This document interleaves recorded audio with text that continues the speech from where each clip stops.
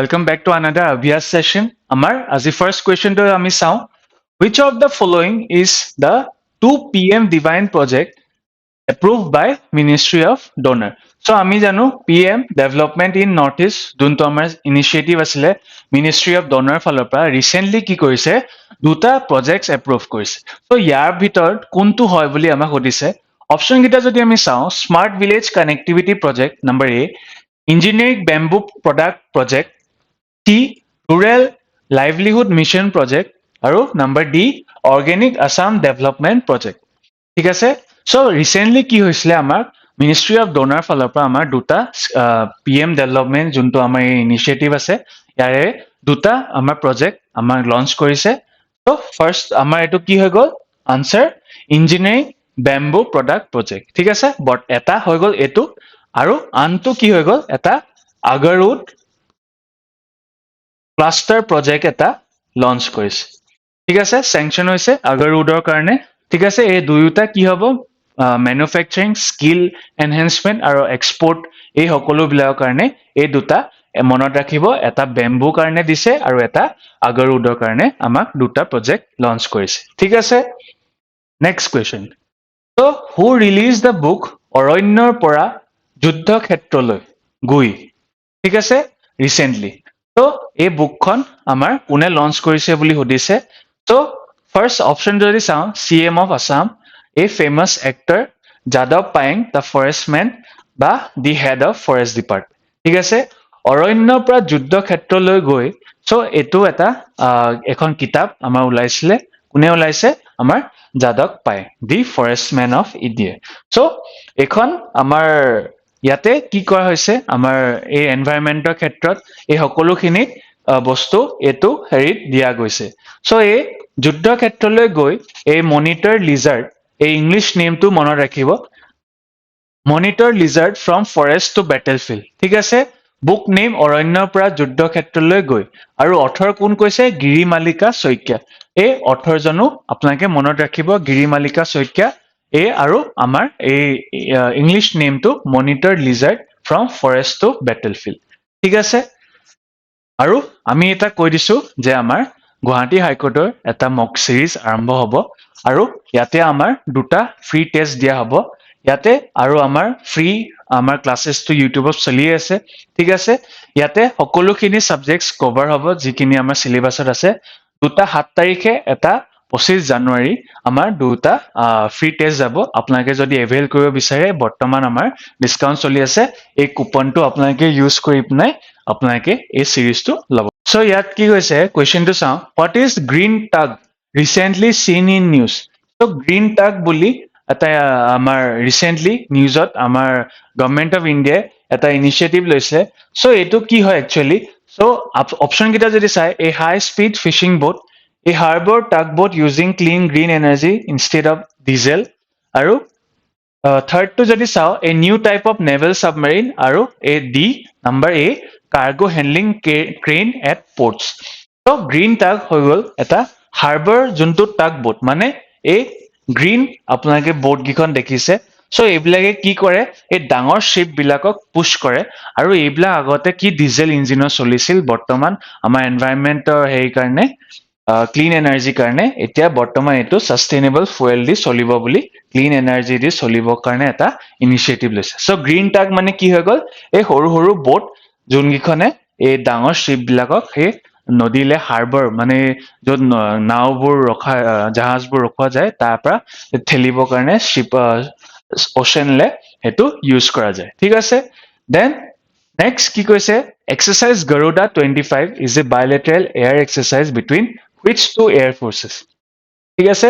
গৰুডা 25 আমাৰ ৰিসেন্টলি হৈছিলে ঠিক আছে এইটো কাৰ কোন দুটা কান্ট্ৰি এয়াৰ ফোৰ্সৰ মাজত হয় বুলি সুধিছে India and Russia Indian air force and United states India and French আৰু ইণ্ডিয়া আৰু ব্ৰিটিছ ঠিক আছে সো মই কওঁ গৰুডা যোনটো এক্সাৰসাইজ সেইটো আপোনাৰ ইণ্ডিয়া আৰু ফ্ৰেঞ্চৰ এয়াৰ ফোৰ্সৰ মাজত হয় এইটো এটা বায়োলেটাৰেল এয়াৰ এক্সাৰসাইজ হয় আৰু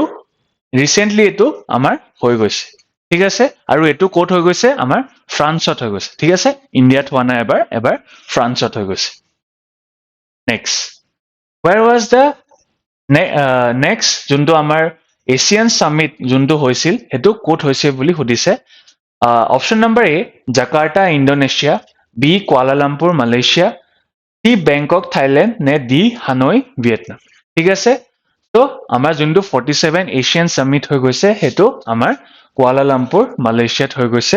ঠিক আছে আৰু ইয়াৰ থিমটো যদি চাওঁ আমি ইনক্লুসিভিটি এণ্ড সাস্টেইনেবিলিটি এটো আমাৰ থিম আছিলে আমাৰ এছিয়ান সামিটৰ ঠিক আছে এছিয়ান সামিটৰ এটো আমাৰ থিম আছিলে দেন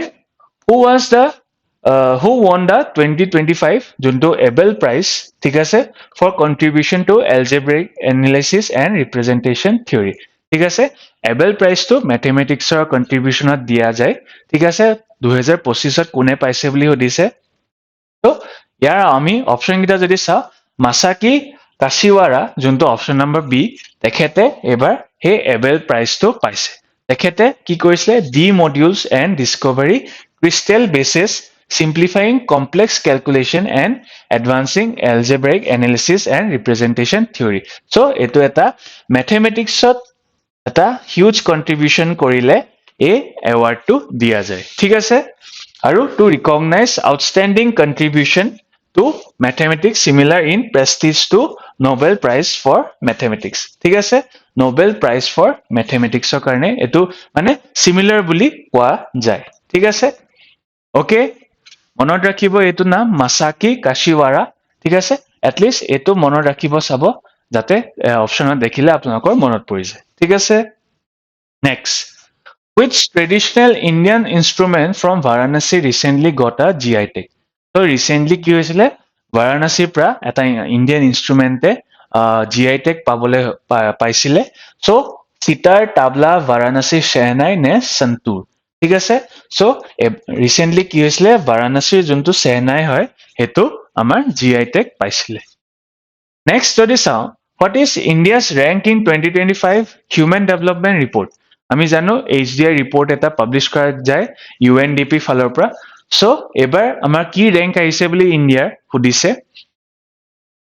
নাম্বাৰ এটো যদি চাও 120 then 125 নে 130 নে 135 ঠিক আছে সো ইয়াৰ অপশনটো হৈ গল আমাৰ অপশন নম্বৰ সি 130 তো এটো HDI আমাৰ UNDP মই যি কৈছিলো UNDP এটো ৰিপৰ্ট ৰিলিজ কৰে আৰু এবাৰ টাইটেলটো কি হৈছে কেতিয়াবা কিছুমান ডিপাৰ্টমেন্ট এক্সামছত এবোৰ টাইটেলৰ ষ্টেটমেন্ট আহিব পাৰে a matter of choice ঠিক আছে people and possibilities in the age of AI very important এই থিমটো মনত ৰাখিব আপোনালোকে a matter of choice people and possibilities in the age of AI okay next so আজিলে এখিনি আছিলে আমাৰ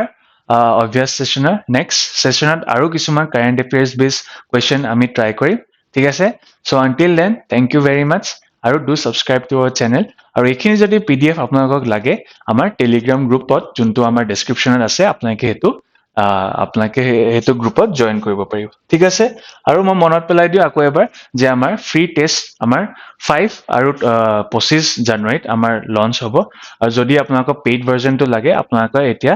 আমাৰ কুপন কোড চলি আছে আৰ্লি বাৰ অফাৰ চলি আছে আপোনালোকে এটো এভেইল কৰি ল'ব পাৰে আৰু কিবা যদি প্ৰবলেম হয় এই নাম্বাৰটোত আপোনালোকে এবাৰ কন্টাক্ট কৰি ল'ব ঠিক আছে ওকে থ্যাংক ইউ ভেৰি মাচ আজিৰ কাৰণে ইয়াতে আমি শেষ কৰিছো